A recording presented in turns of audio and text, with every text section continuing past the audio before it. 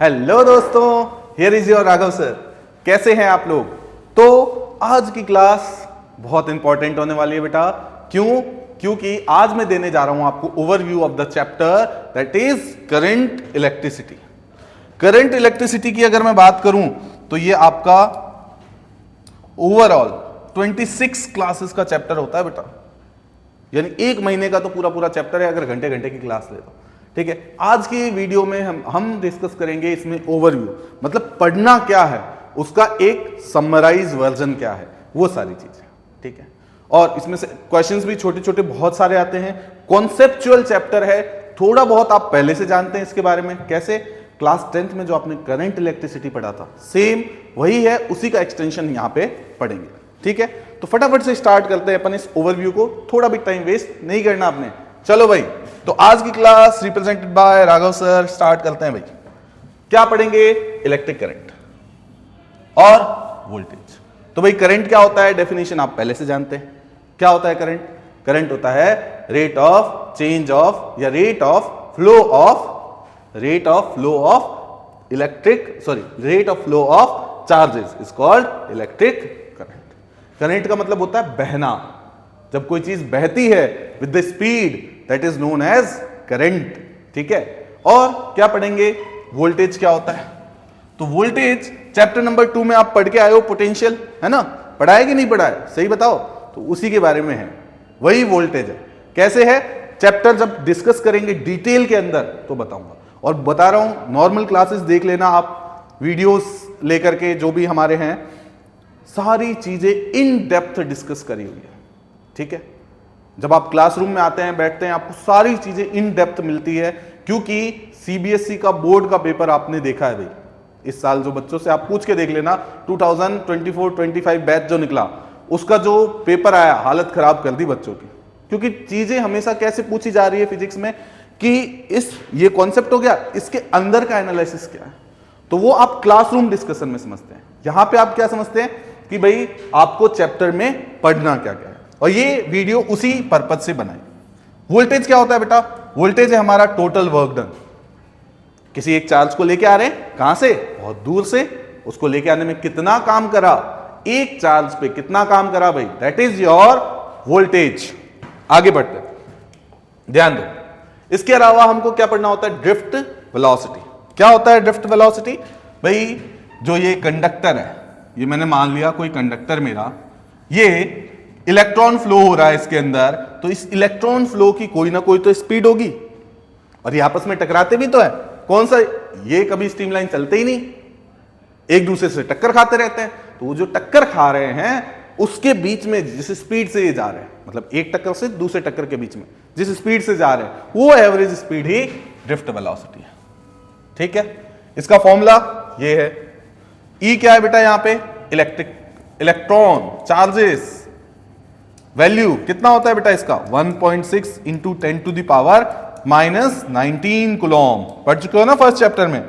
उसके बाद में ई, कैपिटल ई क्या है? Electric field. कौन सा इलेक्ट्रिक फील्ड? अरे वही जो फर्स्ट चैप्टर में पढ़ा है, कुछ नया नहीं है यहाँ पे, सब पहले से, सब एक दूसरे से जुड़े हुए हैं बेटा।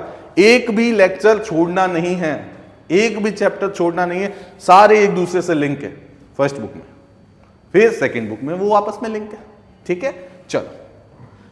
टाउ क्या है यहाँ पे? Tau is relaxation time. Relaxation time, relax, जितनी देर आराम कर रहा है, आराम से बैठा हुआ है। कौन? इलेक्ट्रॉन। आराम से बैठा हुआ नहीं है, आराम से चल रहा है। एक टक्कर खाया, दूसरी जगह टक्कर खाएगा।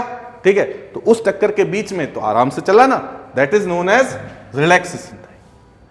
उसके बाद में एम। एम बोले तो मास। ठीक है, एम बोले तो क्या? मास। किसका मास भाई? एसी का मास, इलेक्ट्रॉन का मास। कितना होता है इलेक्ट्रॉन का मास? कितना होता है बेटा? बताओ, जल्दी से बताओ। इलेक्ट्रॉन का मास कितना होता है? 9.1 इंटू 10⁻⁻31 kg। ठीक, आगे बढ़ते हैं। डेरिवेशन आती है इसकी, डेरिवेशन इंपॉर्टेंट है। डेरिवेशन क्लास में आओगे, पूरा अच्छे से हम डिस्कस करेंगे, इसके बेसिस पे न्यूमेरिकल को भी डिस्कस करेंगे। आगे देखो, ओम्स लॉ पढ़ चुके हो ना क्लास 10th में? मत बोलना नहीं पढ़ा है, ध्यान रखना, क्लास से बाहर भगा दूंगा। हाँ, ओम्स लॉ पढ़ते ही हैं ये तो इलेक्ट्रिक करंट में। ठीक है। ओम्स लॉ क्या होता है भाई? कोई भी सर्किट ओम्स लॉ के बिना पॉसिबल नहीं है, ओम्स लॉ को फॉलो करेगा ही करेगा। जैसे मान लो ये कोई रेजिस्टेंस ऑफ आर रेजिस्टेंस, यहां पे मैंने लगाया अपनी मर्जी का एक अमीटर, यहां पे मैंने लगाया सेल, और चालू बंद करने के लिए मैंने लगा दिया स्विच, साथ में यहां पे लगा दिया मैंने अपनी मर्जी का एक वोल्टमीटर। ठीक, तो ओम्स लॉ क्या बोलता है? ओम्स लॉ बोलता है देखो बेटा, ये पॉजिटिव है, ये नेगेटिव है, यहां से जब इलेक्ट्रिक करंट फ्लो होगी, कब फ्लो होगी? जब यहां पे स्विच ऑन करोगे। तो यहां से जो इलेक्ट्रिक करंट फ्लो होगी किस वजह से फ्लो होगी? वोल्टेज है, इस वजह से फ्लो होगी। तो V is directly proportional to I। क्या मतलब है भाई? अरे जैसे जैसे वोल्टेज बढ़ेगा वैसे वैसे करंट भी बढ़ेगा, जैसे जैसे वोल्टेज बढ़ेगा वैसे वैसे करंट भी बढ़ेगा। That is Ohm's law. Class 10 में रट्टा मारा था, बिल्कुल वही चीज यहां पे। एक तो आप थ्योरी में पढ़ते हो, दूसरा आपके प्रैक्टिकल में भी आता है ओम्स लॉ, तो वहां भी पढ़ना है अपने को। ठीक, तो यहां पे ओम्स लॉ, इसका representation graph V is directly proportional to I। तो जो ये स्ट्रेट लाइन है, दिस विल शो, अच्छा कलर यूज करेंगे इसके लिए, हाँ, this will show what? This will show resistance. Slope of VI curve shows resistance. Slope कैसे निकालूंगा? ये थीटा दे रखा है, टेन थीटा निकालो या कॉट थीटा निकाल लो, स्लोप मिल जाएगा ना, वही। चलो भाई, तो ये ओम्स लॉ पढ़ेंगे, इसका VI कैरेक्टरिस्टिक, कौन ओम्स लॉ को मानता है, कौन नहीं मानता है, कौन होता है इंसुलेटर, कौन होता है कंडक्टर, कौन होता है सेमीकंडक्टर, इन सब के बारे में अपने को पढ़ना। ठीक, आगे देखो, आगे बात करें रेजिस्टिविटी क्या होती है। रेजिस्टिविटी पे क्वेश्चंस भी आते हैं और न्यूमेरिकल्स भी आते हैं। रेजिस्टिविटी, कंडक्टिविटी, छोटी मोटी बातें, ठीक है। तो रेजिस्टिविटी क्या चीज है? रेजिस्टिविटी रेजिस्टेंस से जुड़ा हुआ एक फिनोमेना, फिजिकल क्वांटिटी। क्या काम आती है बेटा? क्या काम आती है ये कोई मटेरियल है, उसका एक इन डेप्थ नेचर है, मटेरियल का नेचर है। क्या काम करता है ये नेचर?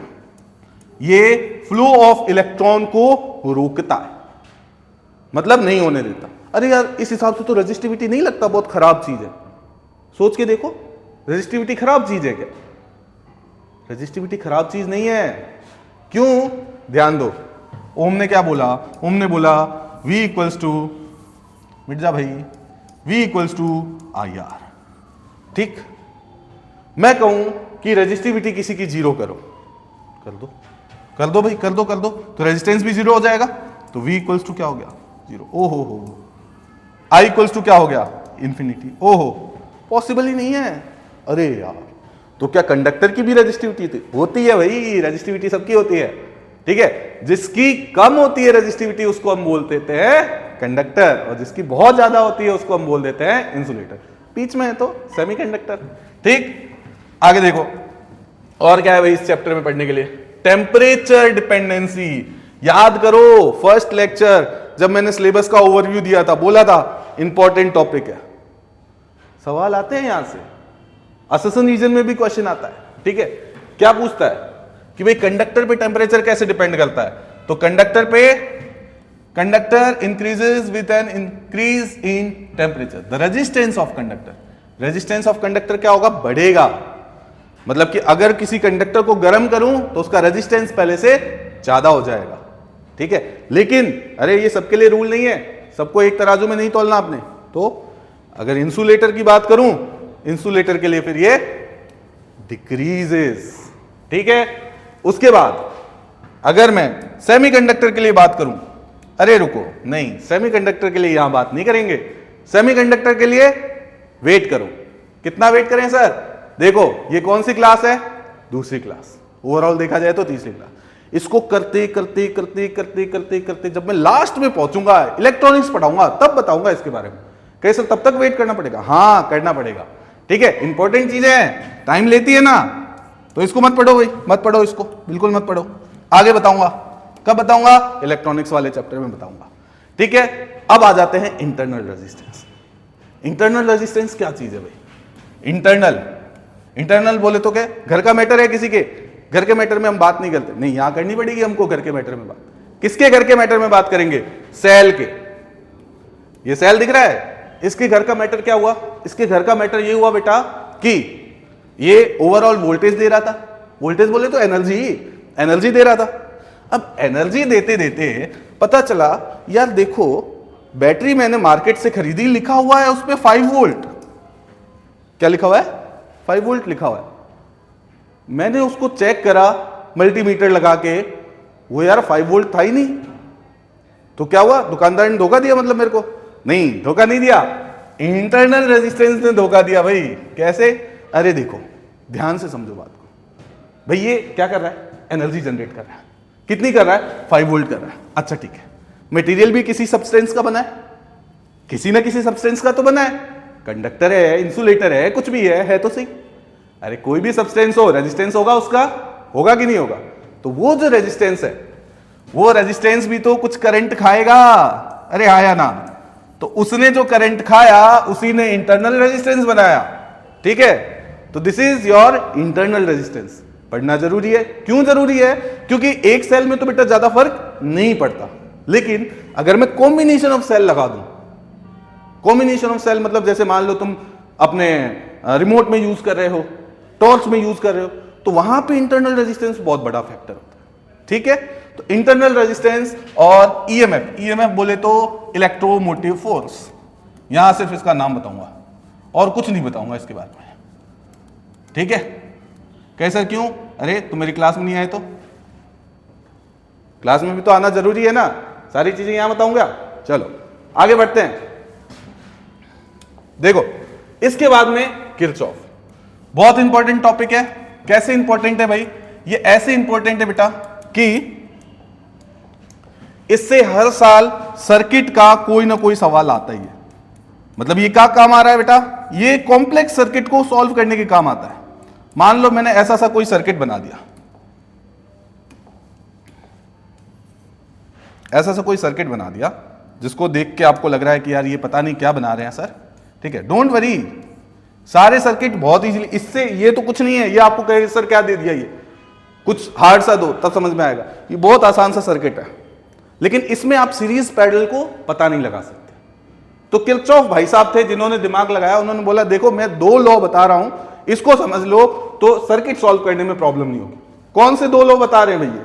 ये 2 लॉज बता रहे हैं। एक तो अपना पहला लॉ, क्या ये कह रहे हैं कि भाई जो टोटल करंट है कहीं भी मतलब ये देखो, एक मिनट, अब देखो, चाहे ये जंक्शन ले लूं चाहे ये जंक्शन ले लूं, कोई भी जंक्शन ले लो जहां पे 2-3 वायर, अरे जंक्शन क्या, जहां पे 2-3 वायर आ रही है उसको जंक्शन बोल दिया। जहां भी 2-3 वायर आ रही है वहां का टोटल करंट बता सकता हूं। क्या होगा? क्या 0 होगा? कहे सर कैसे?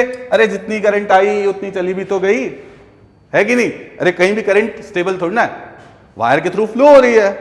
तो ये 2 वायर कर दिए तो अरे दोनों में बट के चली जाएगी। कितना बटेगी? अरे वो रेजिस्टेंस पे डिपेंड करता है। ठीक है, उसके बाद में वोल्टेज, क्या टोटल वोल्टेज, ओम्स लॉ और कुछ नहीं, V equals to I R. V equals to क्या रहेगा? I R. इसको लेकर के और हम किरचॉफ के दोनों लॉज को लेकर के और यहां पे जो सर्किट का क्वेश्चन बनता है उसको सॉल्व करते हैं। कैसे करते हैं? क्लास में इन डेप्थ में बहुत अच्छे से समझेंगे। ठीक है, ये है मेरे ओवरऑल चैप्टर का ओवरव्यू। आई होप आपको ये सारी बातें समझ में आई होंगी। आपको ध्यान रखना है इनके बारे में। ठीक है, और क्लास में अटेंटिव होकर के पढ़ना है। ठीक है, हमारे नए बैचेस स्टार्ट हो चुके हैं। इनरोलमेंट के लिए फटाफट से बिना डिले किए इस नंबर पे कॉल करो। सारे लेक्चर, सारी offline classes, online classes, notes, DPP सबके बारे में आपको इसमें पता चल जाएगा।